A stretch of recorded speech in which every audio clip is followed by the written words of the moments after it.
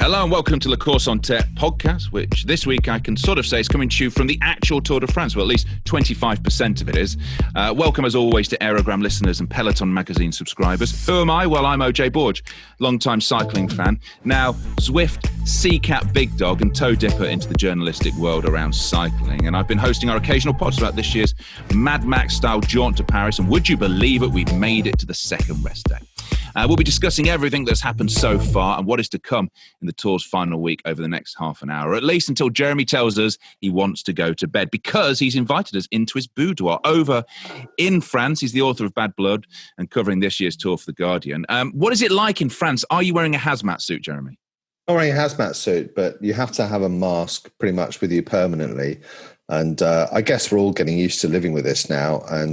But I do kind of occasionally forget it. I forgot it to go to the restaurant this evening, so I had to trudge back across the car park to go and get my mask. But most people seem to wear them kind of around their elbow, or over their shoulder, or kind of on their waistband, like almost like they wear their accreditation for the race. So it's just part of life now.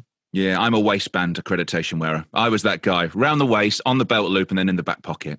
At the other end of the day, showing what the global cycling calendar is like, in Australia, in Melbourne, is Sophie Smith, cycling journalist and presenter. Sophie, where did you wear your accreditation? Around my neck. There's no other way you can wear it. I've just judged you a little bit for the hip thing. I do have some colleagues that I adore that do the same thing, but no, it's just got to have it around your neck.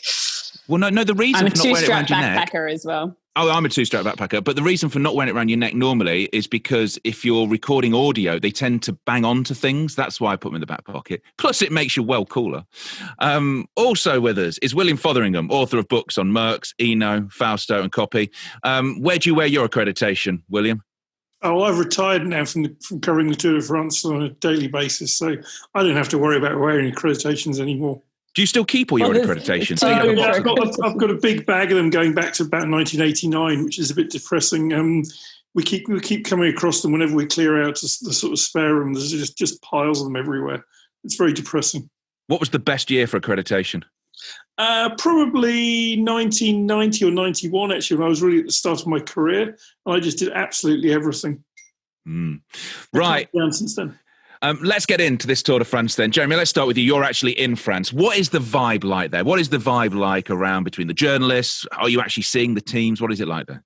Well, I haven't spoken to a rider yet since I got here, which is quite weird. Yeah, I have actually, because I've spoken to Primož Roglič, but that was over a video, over a Zoom call like this. It was over the video link that they do between the finish line and the press room. So basically, if you want to talk to the riders, you kind of have to really pretty much make an appointment with them at the start every day. I've spoken to people on the phone quite a bit and WhatsApped and all that kind of stuff. But the physical face-to-face thing that was so much a part of the tour has gone now.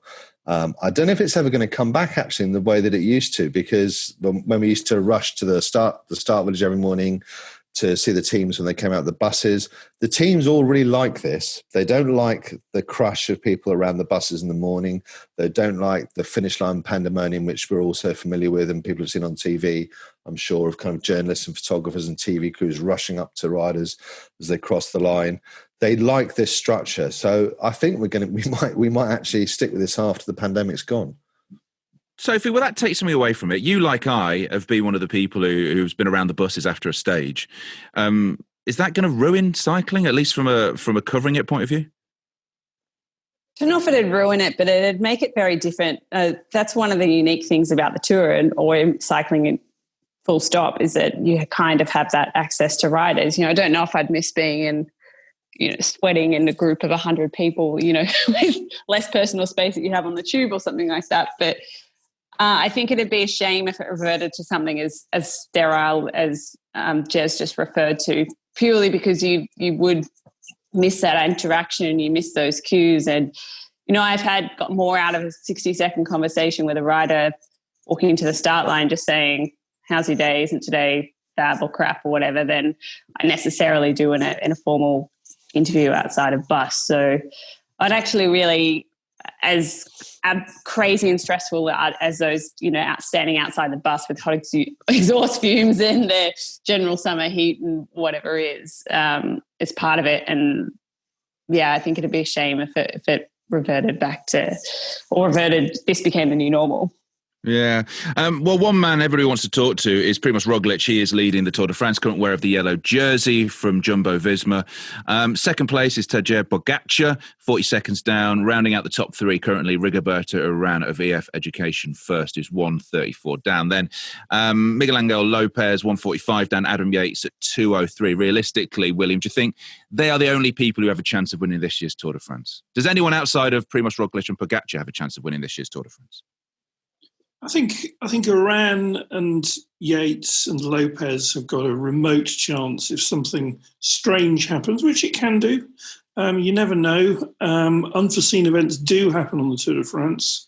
And the thing about Roglič is he's built that lead incrementally. It's been a gradual process. There's been no one killer blow. His team have looked very strong. They look particularly strong on the Grand Colombier on Sunday, but they didn't get rid of that many riders. That lead group at the finish where Pogačar out-sprinted Roglič for the stage win, it was still 12 riders. And there was only two teammates of Roglič in there, Sepp Kuss and Tom Dumoulin. So although Jumbo had that numerical superiority, they didn't exploit it to make a big advantage for Roglič.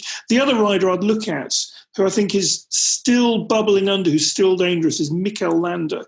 He's not a guy you can underestimate, and he's not far back either. Oh, you've leaped. I tell you, you've leaped there. In sixth place is Richie Porte. Sophie, you speak to Richie Porte. You've interviewed, I believe, Richie Porte for the past few days. Does he believe he can win the Tour? Not win, no. He's downplayed his expectations, and he has done that since January. Mind you, I've never seen him ride this well at the Tour de France or even a Grand Tour before. He's sort of indicated that he's not in it to win, but he's not put a number on what would define success for him either. And up to the race so far, he's been in touch with Roglič and Pogačar. I mean, he finished third on stage 15, and maybe if he'd not attacked as early as he did with like 300 metres to go or something, he might have been able to hang on. I think he's sort of trying to capitalise or banking on See, that's just how normal it has been up until this year. On Jumbo-Visma controlling, that works more in his favour. Is a podium possible? Potentially. I like the fact you mentioned Ineos there. We're going to come on to Ineos and the fact they're having possibly the worst tour they've had since 2010, 2011. We'll come on to those in a minute, but let's talk about the team that this has all been about so far, and that is Jumbo-Visma. Jeremy, what has made them so brilliant? What has made them the team to beat this year? What has made them the team that's got the yellow jersey? They're following a well-trodden path, really, in lots of ways, which was a path that was carved out by Dave Brailsford and Team Sky, and then now Ineos Grenadiers, in that they are just a super team whereby they have so many riders in the finale of every stage, the kind of last 10K, 15K where it really counts, able to control the speed, able to control the other team's attacks, that they quash and crush anybody's aspirations. So it's quite, in a way, it's quite negative racing because it's, as Sky were criticised for it as well, they just build their domination around having a train of riders who just are unrelenting. And basically, it's a war of attrition until the others crack, and that was what we've seen on every mountain stage. I mean, the die was cast as early as the first summit finish, which was stage 4, I think it was, to Orsia and Merlet, when they just basically team time trialed up that climb, and it's not even a particularly hard climb by Tour standards. And then Roglič finished it off with a little sprint to win the stage. And you could see already that the other teams just couldn't cope with it. And then that was repeated at the other mountain stages that we've seen so far until they've built this lead. But actually the lead has been built in seconds. It hasn't been built by any really spectacular exploits. It's not something that kind of will live that long in the memory, I think. We'll just be left with the impression of 6 guys in the front in black and yellow crushing it. Yeah, well, that's what you said, William, isn't it? That it's been built in incrementally. It's not at all like the way that, say, that Team Sky used to ride with Froome. Where if you think back to 2015, the first stage finish in the Pyrenees, boom, Froome gets minutes, everyone's gone. basically race over. 2013 Vontu, the same thing. Bang, Froome gets the minutes, race over. It's not at all like that. Roglic isn't riding in that super confident way. And it's probably because this is the first time he's actually been within reach of winning the Tour. So he's probably not wanting to overreach himself. But I think the big risk for him is that Pogačar or Landa or someone like that gets the time, and suddenly it's all not very simple at all, and that's when the Tour might become interesting. Yeah, I mean, it's one of the. I mean, the thing is, I mean, I guess we all got a little bit not bored of what Sky and Ineos did, and and the fact of how well, yeah, we did. Well, okay, are we hypocrites then for applauding how good Jumbo-Visma have been? No, because I think they've, as similarly as they've looked, they're a different lineup, aren't they? And they're racing in a different way. They're racing incrementally. Roglic is going for bonus seconds, and Pogačar is challenging him up to that line. I can't recall Ineos or Sky ever going for bonus seconds. And I also like the camaraderie, like Tom Dumoulin, who's needs some introduction. He came into this race as a potential winner as well, is happily sacrificing now for Roglic. And I don't know if, as much as they say they would, I don't know if a Chris Froome or a Geraint Thomas would have done that for Bernal, as early as day 2 or 3 or whatever it was. Well, Froome, isn't Froome on record over the past couple of days of saying that he wanted to go and he wanted to support Bernal? It's one thing to say that, though, and it's another thing to do it, isn't it? Like, I subscribe to that theory of if you're a bona fide star, and this is what I find is refreshing about Dumoulin, is it's hard, particularly when you consider yourself still in your peak. If he was at the other end of his career and retired and whatever, well, didn't have it, so to speak, or didn't think he had it anymore, so to speak, then maybe. But I think for him and Tom, and the rumour was, I think Thomas denied this as well, but the rumour was that he just said he didn't want to come and ride for Bernal at the Tour. I think it's very hard that for winners to switch into that mentality, particularly, for Froome at the Tour when he's been the dominant force for the better part of 5 or 6 years. Jeremy, you spoke to Thomas earlier in the week, and what was the vibe you got from him? I mean, was he grumpy that he'd not been selected? Was he philosophical? Did he feel he should be at the Tour? Obviously, there are now questions around Ineos. Should they have brought him? Were they right to leave him out? What was the vibe from him? Well, you know how diplomatic he is, and also how kind of he's like everybody's favourite bloke because he's like he never throws his toys out of his pram, but. The subtext was, I felt the subtext was they should have taken me. He didn't say that directly. He said, it niggles me a bit that I'm not there. And I guess it's niggling even more now because he came very close to winning Tirreno Adriatico this afternoon, which is, as most people will know, it's Italy's second biggest stage race after the Giro d'Italia. And so you would think, wouldn't you, that they must be thinking, given the performance of some of the riders in the team, they must be thinking, maybe we got it wrong, because he would have been able to do a job, I think. Yeah, it's interesting what Bradley Wiggins said, which is that in his view, even Thomas, when he's not quite at his best, would be roughly at the level of Richie Porte. So even if Thomas wasn't good enough to win, he'd probably still be somewhere between Dumoulin and Porte in the overall standing. So somewhere between 10th and 6th, which, given what Ineos are facing, which is a tour where potentially they're going to come away with absolutely nothing, that wouldn't have been such a poor return. No, but but the thing is, I think this goes to what Sophie just said.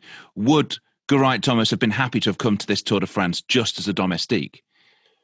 I don't think he would have come to the Tour as a domestique. I think he should have come to the Tour as backup leader if Bernal fell apart, because if you come to the Tour with two riders, there's always a chance that your leader is going to fall off, get ill. I mean, the Tour is a long and arduous and risky thing. So if you come to the Tour with that protected second rider status, you've still got a chance of winning it. It's not excluded by any means. Jeremy? I mean, the bottom line is they got it wrong, because they either thought that Bernal was going to be so good that it didn't matter if they didn't have the guy who won in 2018 and finished second last year, And it didn't matter if they didn't have Nico Portal, because obviously he's not here anymore. So they'd lost so much experience of winning the Tour. And they've compounded that in a way by putting in a lot of riders who were relatively inexperienced in terms of the Tour. So I've, Pavel Sivakov, Andre Amador, Sivakov had his crashes on the first day. So obviously he's been majorly handicapped.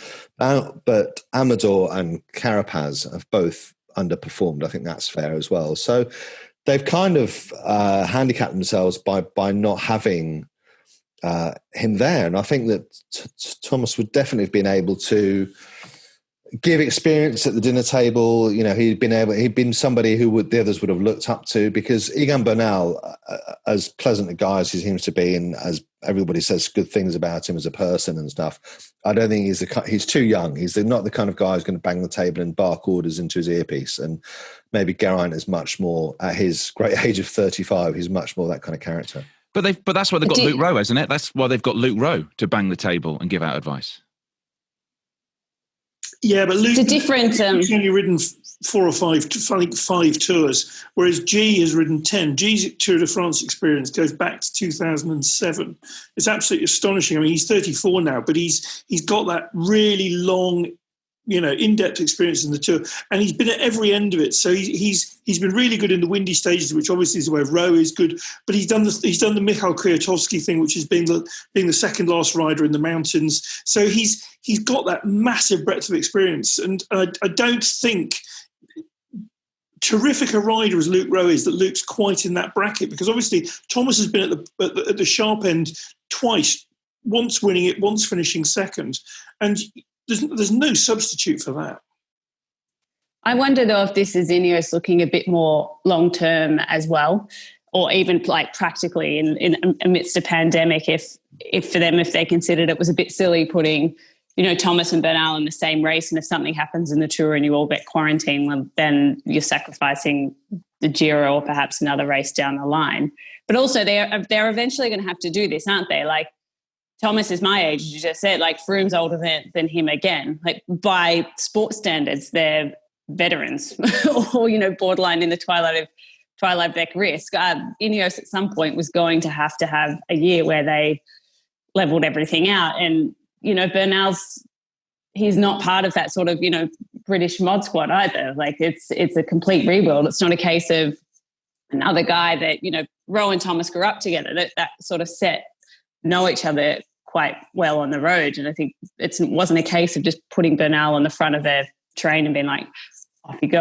As you said, he's quite young, so there's that factor about it as well. But he's also very different to the previous characters, or I guess the, aesthetic of that team. And I wonder if they've obviously thought he's their best option for the Tour. So that's where they're going for. And I think if Thomas had the form, yes, he did well in a week-long stage race, but it's not a 3-week stage race, is it? So I don't know what's happened there. I feel like they would have fielded him if the pair of them got along, or if the form was right. But eventually they were going to have to do this, because at the moment there is no other British rider that could potentially win the Tour de France, or a younger British rider, I should say. I think that's a really brilliant point about the pandemic, actually, Sophie. I hadn't even thought of that, which is that obviously, given the circumstances surrounding every sporting event at the moment, that if you put all your eggs in one basket and that sporting event is called off, or those riders are pulled from the race because of a COVID positive, then you've got a really difficult situation. And the quarantine issue as well. That's I think that's a great point. I mean, the other thing I'd say is that I don't know, and we talked about this, I think, on La Course on Tête in terms of stuff we've written the last few days.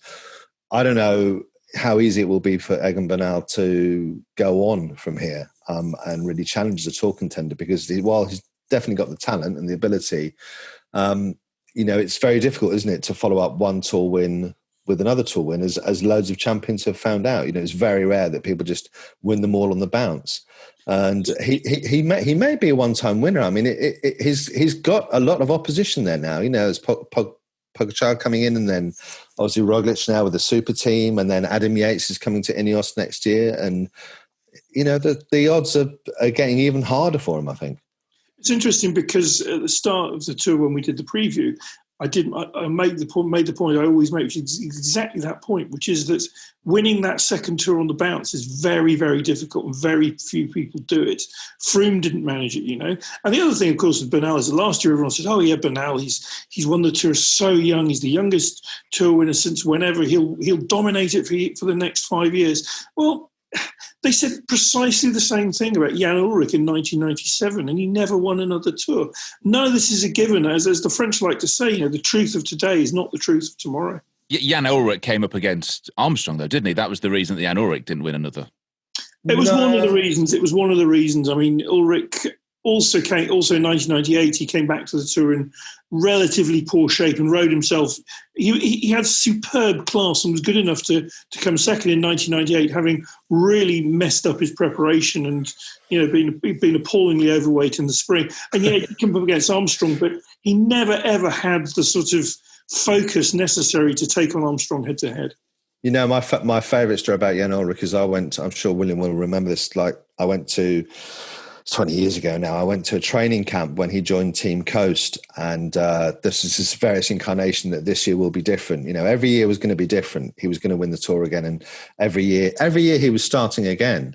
It was like me with my cycling training. Every year he was starting again afresh, And he was overweight again, but he'd slimmed down when we got to the training camp because he was always under pressure for the photographers, and the German paparazzi hounded him about his weight. I mean, he got really, really very, very hauled over the coals consistently over how overweight he was at the start of every season. So we did this interview, and he'd sat down and told me that, this year will be different. I'm really serious, blah, blah, blah, blah, blah.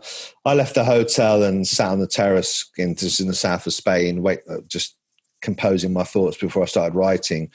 About 10 minutes later, he came back from the street down the road with a big box full of patisserie and cakes. It wasn't fair on him. I mean, he shouldn't have been a pro bike rider. He'd gone past the point where he really wants to be a pro bike rider. So he was getting the contracts, but actually he just didn't have the motivation anymore. It was quite sad in a way, because I don't think he ever really got back, apart from 2003. So I don't know. I don't think Egan Bernal is going to go that way, but I think, as William says, it's a big ask to win them back to back. Yeah. Has anyone seen Egan Bernal since he had that horrible stage with a box of pastries walking around? Has anyone seen that? Just checking. Well, I guess the point is they came with a Craven team. I've always wanted to use that in the podcast, the word Craven. Ineos did. So let's look back then. What do they do now, Sophie? What do Ineos do? What do they do over the rest of this tour? They're not challenging for the yellow jersey now. Are they just stage racing? Yeah, I think they go for stages, and maybe that will work for Bernal, and that sort of burden is off his shoulders, and I assume it's a lot more easier to perhaps plan or try and execute something on one day as it is to conserve energy. Bernal said in his interview after stage 15, that he was just looking forward to getting to Paris, which to me says he's maybe a little bit mentally resigned and fatigued, but I was really impressed with him last year. He was at Tour Down Under a few years ago, won the white jersey, couldn't speak a word of English, and now you can understand him. He's fluent, and that takes a lot out of riders as well. Never mind his position in the team, but just switching between languages. I think they go for stage wins. I mean, I was going to make this point before, Ineos's backroom staff, I always look at the backroom staff of a team as well in terms of their success, and they don't have Paul Towler, as we've said. They don't have Rod Ellingworth anymore, and he was a huge part of how they operated. So I'm actually not even sure who's guiding them at the tour this year. It's ignorant of me. I think they go for stage wins, and I don't see why Bernal couldn't be up there. Mind you, I mean, he lost a lot of time on stage 15. And Fothers, you mentioned the other day, and I forgot about it, that he entered the tour with a back injury. So I wonder if that will continue to set him back or not. I can't see him getting a stage win between now and Paris, not if his form is how it looked on Sunday. In fact, I wouldn't be surprised if he didn't actually get to Paris. I think from Ineos, in the past when they've had to switch from overall classification mode into stage mode, when they had to make that switch very rapidly like they had to in 2014 or in 2010, they failed dismally. The one asset they've got this year is Michal Kwiatkowski, who's clearly absolutely flying. And the thing about Kwiatkowski is he does have that one-day racing ability. He's incredibly versatile. So he is the man probably that if you were sitting in that team meeting in Ineos, you'd point at him and say, Michal, get in the break. Let's take a look at some of the other people who still have a shot of making yellow in Paris. We've talked about Pogacar and the fact with UAE Emirates. Do you think he's the best rider in the race currently? In the mountains, at least? I think he's the best attacking rider in the race in the mountains. Yeah, he's got the ability to get the jump on the others. I think his weakness is that he doesn't have that in-depth team support at the back end in the mountains. He's got, I think it's Carlos de la Cruz he's got. And it's just, he just doesn't have, he needs another couple of riders around him and at the very, very pointy end. What do you reckon, Jez? Yeah, I think he's very exciting, isn't he? But I don't know if he's a Grand Tour winner quite yet. He's definitely kind of one of those riders like just the exciting climbers who can really get your pulse racing because you're not quite sure what they're going to do. They bounce around and, they look, when they get up on the pedals, you get that kind of thing, like you lean forward in your seat and hope that something spectacular will happen.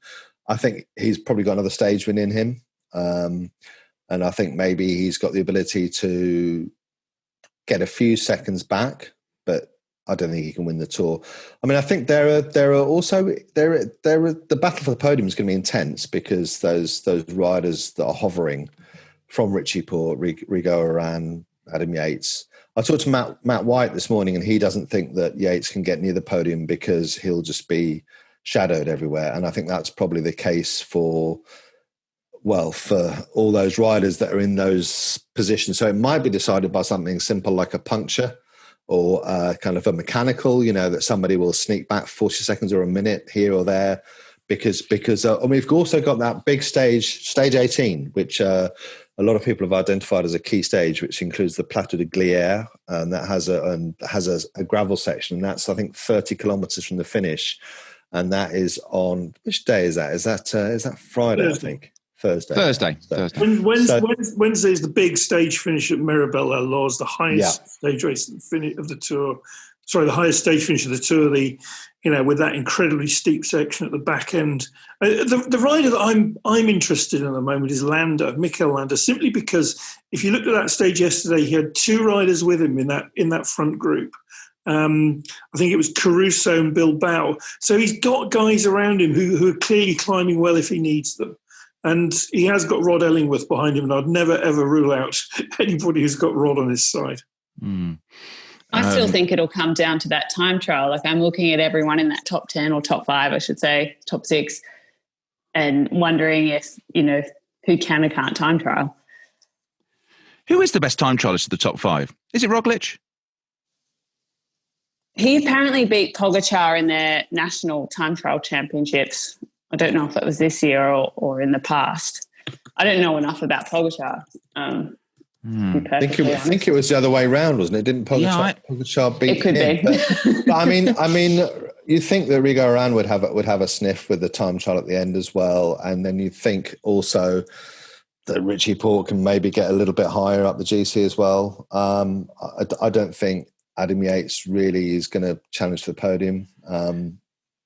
But we'll see. We'll see because, it's the third week of a Grand Tour. It's the third week of an incredibly hard Tour de France as well. That's why they've taken days off almost on some of those days where there hasn't been that much action. It seems to have been almost schizophrenic that some days it's been like really intense and very aggressive and incredibly quick. And then other days it feels like it's been more relaxed. Although the riders don't say that. If you suggest that, they go, well, you should try riding it, mate. It's definitely not been relaxed. What about Rigoberto Urán? We've mentioned him. He's 134 down. He's sat in third place, riding for EF Education. Does he have a chance? He's been there or thereabout for so long. I've never interviewed him. I'm sure, you probably have, Jeremy, William, Sophie. Is he a nice guy? Do you think he's got a shot this year? If so, where does he do it? Which stage? I think he has got a shot, and I think the thing about EF is that they did lose Sergio Higuita yesterday, but they still got Danny Martinez and Hugh Carthy. They've got two absolutely excellent climbers. I think it is a question of whether EF decide to go all out to try and get him up into second place or even for the win and risk losing everything and have him ending up at, say 6th or 7th or 8th.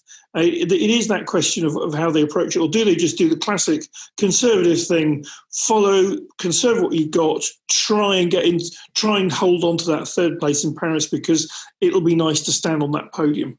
It is just a question of how they decide to play it, and mostly teams these days play it the conservative way, unfortunately. Oh, that's a shame. That's a shame. Jeremy, what do you see happening over this final week?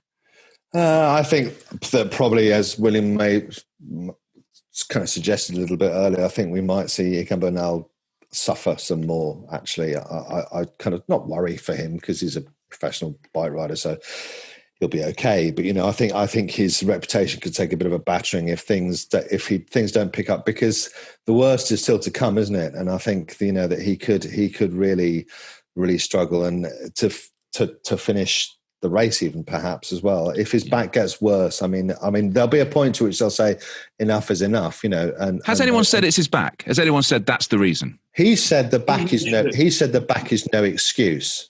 That's what he said yesterday after the Colombia finish. So you think that obviously there is a problem with his back, and it's been a problem for the past 3 weeks. Here's a thought. I'm just going to throw this idly into the conversation. What if they look at him and they say, "Look, your back's not good. You might scrape 20th in Paris the way you're going, or you might have to pull out, say, on Wednesday or Thursday. Let's go home now. Let's get you better for a couple of weeks, and then let's pull you round for the Vuelta." Well, yeah. I mean, why not? Idle thought, but interesting, eh?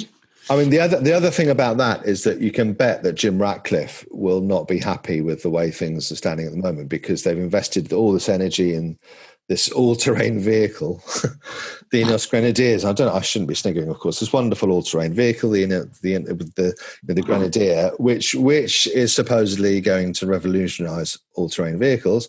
And at the moment, they're doing lots of PR around that, and in the race itself, they're kind of sliding backwards. So you think, wouldn't you, that they will be very anxious to get some success soon? Obviously, Geraint Thomas has come quite close in Tirreno Adriatico, but as William says, the Vuelta is coming up. Froome is presumably their leader for that race, although again, it will depend on his form going into the Vuelta. Yeah, well, here you go. You could put his word to the test if he'd be happy to support Egan Bernal. So just on a word, who's wearing yellow? Because the next time we'll do a podcast will be after the Tour de France is finished in Paris. Who's wearing yellow in Paris? Sophie? Roglic. Jeremy? Yeah, same. William? I'm going with my heart. I want Mikel Landa to win the Tour. I'm going to go with Iran. I'm going to go with Iran. I'm going to go with Iran. Really? Absolutely. I think it's going to happen. I think this is his year. I love those jerseys. I love the whole EF Education First vibe with doing the dual calendar thing. I love that. It's not the only jersey around. Of course, there's the green jersey as well, which this year is an actual battle, Sophie. It's an actual battle between two riders. They're not just going to have to hand it to Sagan. That's what Bernal even mentioned this the other day. He was just like, the stage was maybe it was stage 15, even harder, because at the beginning of it, there was a genuine fight for an intermediate. And this all started, of course, the day after I wrote an opinion piece saying that Sagan would endure, and as talented as I think Sam Bennett and this new generation of Leafer sprinters that can climb better are, this happened. It's refreshing again, isn't it? It's a bit like the general classification. But there's been a real shake-up this year of key protagonists, and Bennett's certainly going for it. De Koenig Quick-Step are one of the best teams in cycling. I don't know enough about where this is my ignorance. I'm one of those people that just looks at the next page of the road book, not what's like a week ahead. But there's a proper battle on for it. There's a great battle going on for it, and it's something that I think a few people thought that had been really kind of decided a few days ago when Sagan was relegated on that stage after the dust up with Wout van Aert. But I think now the biggest question is, can Sam Bennett survive? Because he's suffering a great deal, and obviously he's massively motivated to keep the green jersey. He's massively motivated to do it for his teammates who've been hovering around him and helping him through these mountain stages. But we have a lot of mountains still to climb. And I think it's going to be really tough for him. There's two things. Do you think? Sorry, I was going to say, like, to the Zoom room. Do you think the sprinters will be able to clear the third week of the tour? Well, that's exactly what I was going to say, because clearly Caleb Ewan is in big trouble. He's struggling through in very small groups at the back of the race, and I would be amazed if he made it to Paris. I'm sorry, Sophie, because clearly you're a natural interest in him. And like Jeremy, I wonder about Bennett. I mean, I really do. I think the thing is, the way those stages are being raced, like they're going from the gun, they're going so early. And the sprinters are getting distanced really early in the stages, and I think they're going to struggle. What year was it that they most of them missed a time cut? Was it the year Thomas won? Yeah, it was the year that Cavendish got cut as well, wasn't it? He was part of that. Yeah, most of them missed a time cut. I'm wondering if that will be the case again.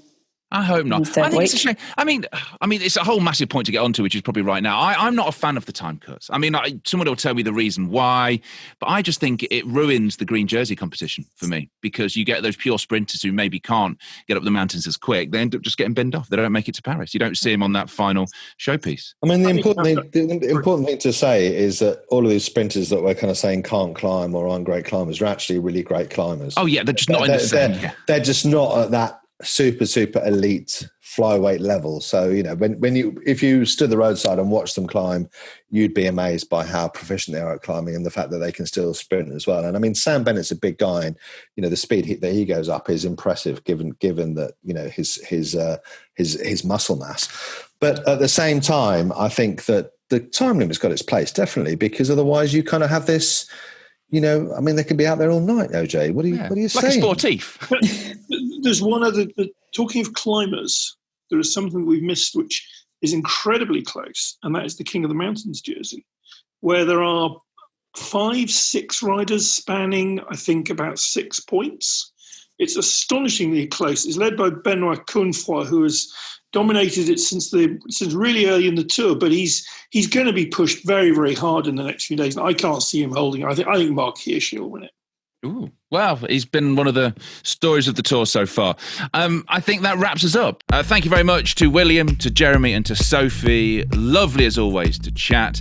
And that is it. We are done. Make sure you check out lacourseontête.com. All sorts of stuff on there. Tactical breakdowns, insights into the peloton, race reports, and much, much more on top. Thank you for listening. As always, we have to thank our Aérogramme listeners and Peloton magazine subscribers. Check out the final episode. It will be post-tour in Paris, but there's some big old mountains between here and there. So, until then, adieu.